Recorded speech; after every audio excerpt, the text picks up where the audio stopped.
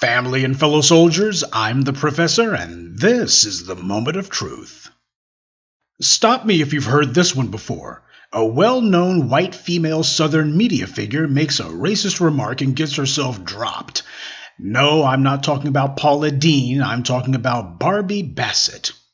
Never heard of her? Most people haven't. A couple of weeks ago, the local Mississippi news station she worked at was talking about Snoop Dogg's new line of alcoholic drinks. And apparently some of the non-black employees of this station were feeling their oats, because a white male co-anchor said that next thing you know, Barbie Bassett would be getting a Snoop Dogg tattoo, to which she immediately replied, "For shizzle, my nizzle." I think that'd be pretty cool. Before we know it, she'd have a Snoop Dogg tattoo on her shoulder. For shizzle, my nizzle.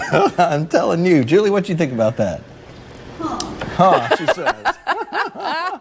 Now, the black co-anchor who was at the table at the time, he immediately hung his head down when this happened. It was pretty obvious he recognized that she had stepped in it.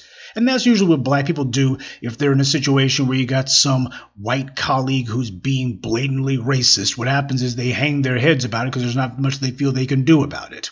Now, what's happened is, since this incident, the station hasn't fired her. I'm not seeing anything that says that she's actually been fired, but instead what it's saying is that she's been removed. So basically what that means is she could be on a hiatus for a while, or at least they decided to take her off the air for a little while until this blows over. And this isn't the first time this Bassett woman has insulted black people. Last October, she got called out for calling one of her co-workers' black grandmothers grandmammy. And of course, predictably, she gave the usual to be expected insincere apology, claiming that she was going to learn from this. So what did she learn from this? Clearly what she learned was, at that station, there would be no consequences for her racist behavior. That's what she learned.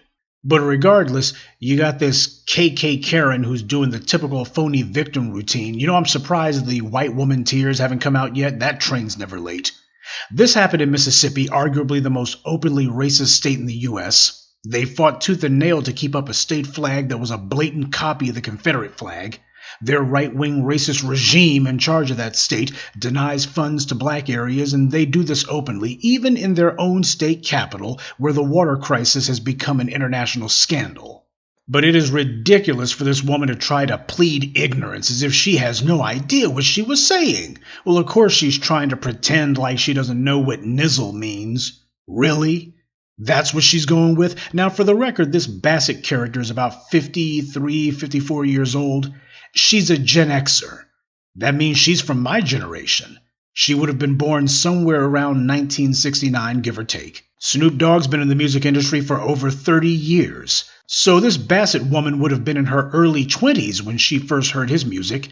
And he started doing that shizzle bop talk back in the 90s too, so she's more than familiar with the slang and what it means. That's why it rolled off her tongue so easily. And by the way, for a lot of you younger audience members, some of you think that if somebody has gray hair and a few wrinkles, that automatically means that they're a boomer, but that's not true.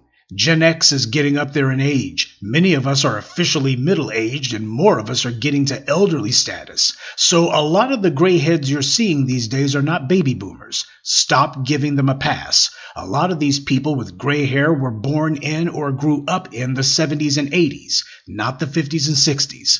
So they will boldly try to perpetrate a fraud and pretend as if, oh, well, I've got gray hair, you see, so I grew up in Jim Crow.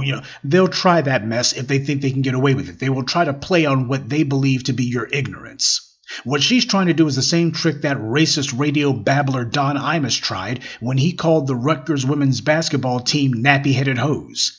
He claimed that rappers do it, but A, I can't think of any rappers who call black women nappy-headed hoes, and B, does anyone seriously believe that Don Imus ever listened to rap? This is the typical defense that white racists use when they get caught saying the N-word. They fall back to the pathetic deflection that, well, rappers do it. That's their catch-all excuse, a shield to ward off all responsibility, and they've been using it nonstop. And frankly, if this woman does wind up getting canned, I could care less. She's supposed to be a meteorologist, and her co-hosts are supposed to be news presenters. What the heck are they doing talking about Snoop Dogg anyway?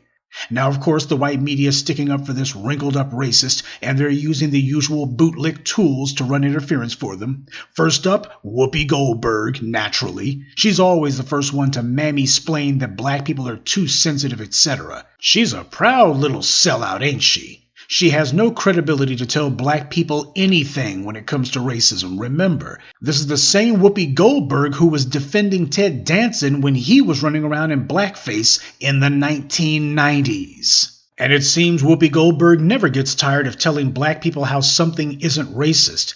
Isn't that interesting? You got these black folks like her who claim to be so liberal, and yet when it comes to black people being blatantly insulted, she sounds just like Candace Owens, sounds just like Larry Elder, or any bootlick on the right you ever heard of. Gee, I wonder why.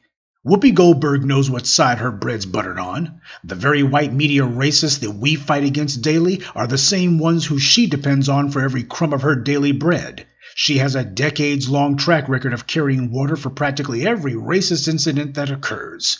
The white media celebrates her for that. And miss me with these little white supremacists who get in the comment sections claiming to be black and saying, I don't think she did anything wrong. Everybody knows that when somebody begins their comment with, well, I'm black, and that's a dead giveaway that you're dealing with some white supremacist sock puppet account. Black people don't begin their comments by saying they're black. They just come out and say what they're going to say.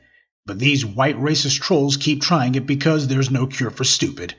Whoopi Goldberg's a dependable suck-up, and she's hoping that by sticking up for racists who disrespect us, then her white media paymasters will let her stick around a little bit longer to be their team mascot. And not to be outdone, we also had Charlamagne the fraud, Charlamagne the dog, whatever, sticking up for this woman too. He's reported as saying she might not even know what nizzle means. Come on, we gotta stop, man. That's not a reason to fire that woman. Spoken just like every white supremacist you've ever heard, huh? And then he went on to say, hip-hop is so big and so mainstream, and it's just like, who can consume it and who can't? You know what I mean? Who can repeat slang and who can't? We're not talking about slang, we're talking about slurs here. See, that's the problem with letting bootlicks speak on black culture. Everything we've ever created has been degraded and maligned and attacked as inferior by people like Barbie Bassett. Her parents and grandparents led the fight to keep jazz and later rock and roll and then rap off the radio and out of society. They claim since time immemorial that anything black people create deranges the morals of the youth. And by youth, what they mean is white teenagers. They're not talking about ours. They don't care about ours. They hate black children. They have insulted and continue to insult everything that we create. If it was up to the Barbie Bassetts of the world, there would not be a Snoop Dogg because there wouldn't be any black music or black people for that matter. It's only because we refuse to let our culture be snuffed out that this racist country even has any music that it can call American. When every other group creates something, it's proprietary. It's theirs. Martial arts, Italian food, whatever, but everything black people make is community property. When it comes to everyone else, it's an exclusive club what they create. But when it comes to black people, we're supposed to be some big tent, so every culture vulture can rape what we've created. Everybody spits on what we make. Everybody demonizes it as being criminal or inferior or ignorant or whatever. So no, hip-hop is not and cannot be for everyone. Everyone didn't make hip-hop. Everyone did call it noise and insult our music, however, so no, they don't get to turn around and say a word about it or even take part in it. This is why Charlamagne was given a TV show. This is why you still hear this guy on the radio. He's on the payroll. He's their black crash dummy who will get out there and say what his white paymasters want, and then they can point at him and say, see, that black guy over there who we pay, he says that hip-hop belongs to everyone, so that means we can trash it. Though frankly, as much as Snoop Dogg likes hugging up on Martha Stewart, I'm kind of waiting for the other shoe to drop and see when he's going to come out defending this Bassett character. But using house Negroes to whitewash some act of anti-black racism is the white media's favorite trick, to bestow forgiveness on themselves by getting one of their bought and paid for bootlicks to say it's okay, and then the white media turns around and reports on their bootlick as if they don't know this guy works for them. These are the predictable sellouts telling us to lighten up or whatever because they depend on white radio station owners and white TV stations to give them their jobs. As black people, we're supposed to know by now the danger of letting people take liberties when talking to us. While the bootlicks try to tell themselves, well, we have this white person who's trying to relate to us, this is not relating to black people. This is condescending and patronizing. And that is one step away from coming out and using the N-word. When you have the white media leading the charge to stand up for and to protect these anti-black racists, what that does is it creates a space for them to be able to continue their anti-black racism with impunity, which of course is the entire point. We keep on giving a pass to things when nobody gives a pass to us, and that's not okay. This Bassett woman isn't getting dragged because of some misconception about what she said. She's getting dragged because people heard exactly what she said. We know exactly what we heard. Nate Parker is still catching hell for something he didn't even do, and he's not alone. Meanwhile, Amy Cooper is caught on video making a false police report about a black man, and nothing happens. And you expect me to lighten up? Don't dream. We gotta stop letting the white media and their bootlicks coerce us into accepting abuse, because that's what this is. All the instances of these racist people doing this mess over and over again, and every single time it happens, we hear the exact same defense, that it was an accident, black people need to stop being so sensitive, after all, these incidents are rare. Okay, well, here's just a few of those rare, isolated incidents. 2019, a white female news anchor in Oklahoma was reporting on a story about a gorilla at the zoo, and then she turns to her black co-host and says, "It kinda looks like you." And she thought that was hilarious.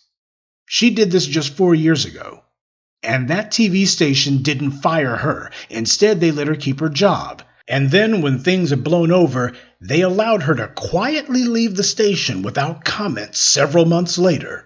This was to help her save face so that she could find herself a new job, which she did in Texas as a public information officer. But her racist past caught up with her, and when it did she take responsibility for what she had done? Did she own her behavior? Of course not. She immediately began defending her actions, saying that she had been taken out of context. Now, she said that mess live on air. It was impossible to take her out of context. She tried to deflect by saying that she wasn't saying that her co-host looked like a gorilla. Why, she was talking about the image, the picture of the gorilla itself. See, the gorilla was close to the camera, and that reminded her of him. Now, even if you are stupid enough to actually want to pretend you believe that, it's still a distinction without a difference. She saw a picture of a gorilla, and it reminded her of him. That's not what she was saying, though, the year before. She wasn't talking that context stuff a year earlier. So what this proves is what she really thought. She wasn't sorry for what she had done. But black people are just being overly sensitive, right? 2 years ago, Rachel Nichols was mad that she didn't get a higher news position at ESPN, so she said that her black female colleague got the job because of her race.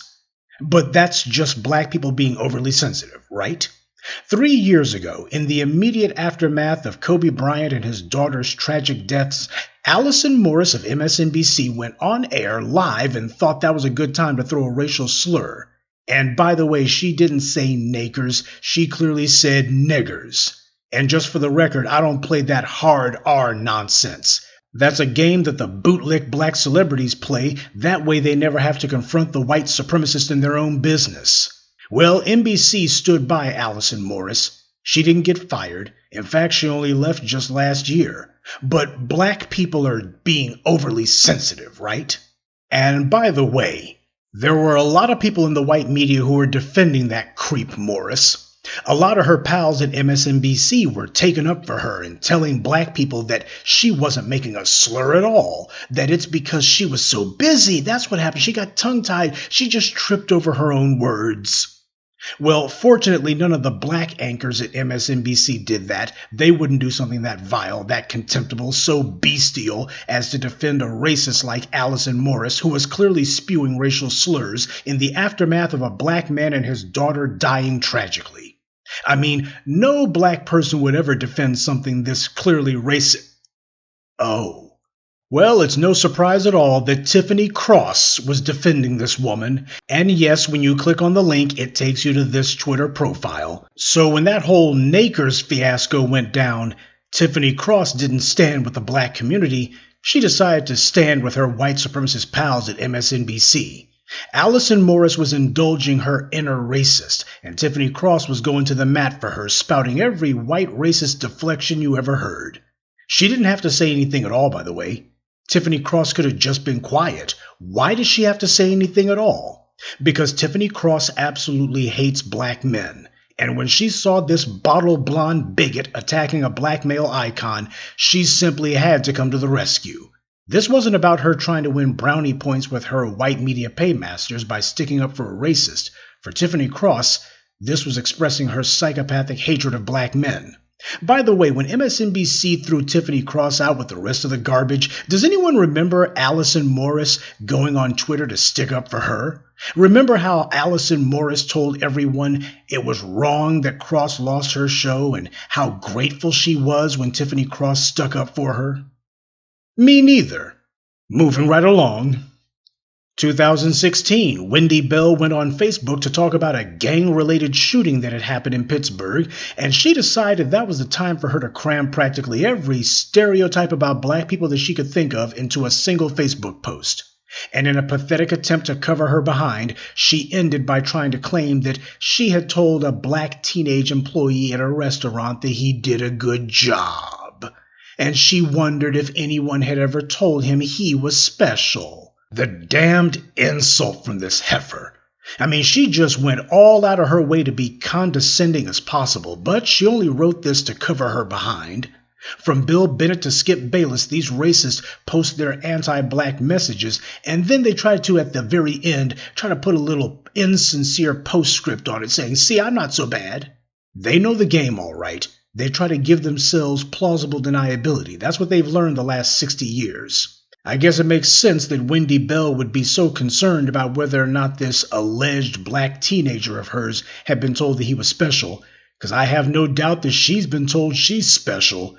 Took a special bus to a special school, no doubt. And of course she tried to sue to get her job back, and you see how the white media frames this. They're backing her up. They don't sit here and say, hey, this woman got herself fired for what she posted online, violating the social media policy of her own employer. Instead, they say she's fighting back. This is the Washington Post saying this. Well, no need to guess whose side they're on. And when you read this puff piece, the Post practically celebrates Bell's lawyer playing the race card. He actually had the nerve to say, had an African-American journalist said the same thing, it wouldn't have generated the same outcry. Well, who's making it about race and who's making it about black people? So that tells you what's front of mind for Bell and her would-be legal defense. Well, since the lawyer said something that bold, surely he could provide examples of all the times that black news anchors have said or posted something online stereotyping white people. I mean, this lawyer said it, so he must have examples, right? How can he say that an African-American journalist wouldn't have generated the same outcry if they said the same thing unless he had examples to offer, right? Except he didn't. He couldn't give even one example of a black news anchor doing what she did. All the mass killings that are carried out almost exclusively by white shooters. We just had one in Nashville a couple of days ago. So where are the black journalists at who are saying you needn't be a criminal profiler to draw a mental sketch of the killer who broke so many hearts today? They are young white males, likely teens or early 20s. Their parents never told them no. They had racial privilege that allowed them to believe nothing they did was wrong. They've had run-ins with the police, but the cops didn't do anything, and even a criminal record didn't stop the FBI from allowing them to purchase firearms legally. But there is hope. I saw a young white teen hustling like nobody's business at the Cracker Barrel. This child stacked up the Miracle Whip jars 10 high and carried 3 teetering towers in one hand. He moved like a dancer with a satisfied smile on his face. I couldn't take my eyes off of him. He's going to make it. I told the manager that young man was the best thing the restaurant had going. It will be some time before I forget the smile that beamed across that young worker's face. I wonder how long it had been since someone told that young white man he was special. Can you think of any black news anchor who's ever made a post like that? Can you think of any black news anchor who, in the aftermath of the tragic death of some white person, or any white person at all, famous or not, decided that was a good time to drop some racial slurs accidentally? Notice how the black news anchors never have a slip of the tongue? Black anchors just stick to the script. They come to work to do their job. But unfortunately, anti-black racists like Allison Morris, Wendy Bell, and Alex Houston seem to come to work only to see what they can get away with. So don't let them try that line of crap where they act like it's impossible for them not to keep making these racist remarks about us. One of the biggest lies the white power invented the last 70 years is that they just don't know any better. So we should accept their barbarism. It's unreasonable for us to demand just base-level common decency from adults. But the sad truth is, for some people, common decency isn't common at all. So we should just let them do what they keep on doing? No, of course not. Because after they get called out, notice how they always mind their manners after that. Whenever they get called out, all of a sudden, they've discovered that they can't be doing that, and they don't do it again. Have you noticed that? Now, if they didn't know any better, wouldn't they just keep on making these little remarks regardless, even after being called out, because they just don't know any better? So the problem isn't that they don't know, it's that no one checked them on that mess before. Now, reports are mixed and varied right now. Some people saying that she's simply gone from the company website, just not on air right now. Others saying that she's been fired. Whatever the case may be, this is good, no matter how many bootlicks or white media apologists for anti-black racism try to claim, oh, this is just going too far. I mean, if you can't quote Snoop Dogg live on air, what can you do? We live in a day and age where Republicans want people to be sued if they say something that offends a white person. So this is the world they created. Too late to complain about it now. This is the world they wanted. Except they want to sue people merely for offending them. This Barbie Bassett woman, she's not getting sued by anyone. No legal action's been taken against her. And for her sake, she better be glad the right wingnuts haven't put any laws like that on the books in Mississippi yet. But any of these whiners complaining, they don't have a leg to stand on. They say that teachers are supposed to just stick to presenting the class lesson, and they don't want to hear about anything that makes them uncomfortable. Well, now the racist white right can eat their own medicine. News anchors are there to present the news, not to be the pop culture review. And for people from the dominant society to call themselves giving any sort of commentary about rap is cringy as hell. Black people are told all the time that ignorance is no defense from the law. Well, in that case, then we're all going to live under that standard. Plain and simple. This isn't the first time this woman's done something like this, so don't let anyone tell you that she didn't know any better. She knows exactly what she's doing. And while it's not exactly clear whether she's been fired per se, but if she has, now with all that free time she's got, this raggedy racist can go hang out with Paula Deen. For shizzle.